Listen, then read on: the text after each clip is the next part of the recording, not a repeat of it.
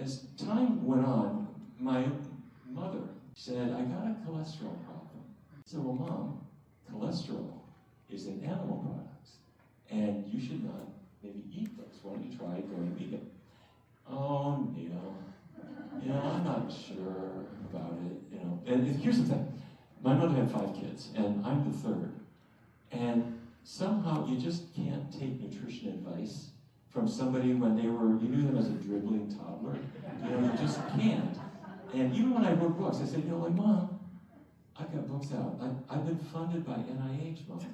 You really ought, I've published studies, on this. You really ought to change your diet. Just give it a try. And I gave my mom a book. It was called Food for Life. I wrote this a long time ago. And I put it on the coffee table, and then I went back to DC.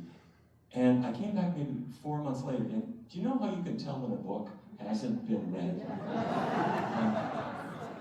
But my mother's cardiologist said to her, look, you have to be on a statin, your cholesterol is high, I'm putting you on a statin. And she thought, I don't want to take a drug if I don't need it. So my mother picked up that book. And my mother actually decided to try a vegan diet. And for 7 or 8 weeks, that's what she did. And she went back to see the doctor. And the doctor took her cholesterol test. And the next day, he called her up at home and said, Mrs. Barnard, I need you, please come back to the clinic. We've got a problem here. And she thought, oh my God, I'm in big trouble. I got the worst cholesterol ever. And he said, your cholesterol appears to have dropped 80 points since your last year. That is physiologically impossible. So I've called the laboratory, asked them to check their equipment, and we're going to do your numbers again. She said, wait, if that really is true, if that's really my cholesterol, do I need medicine? And he said, no, that's what I'm trying to tell you. This is a totally normal cholesterol. It's obviously not yours. Come back and we will check your cholesterol again and we'll start your statins.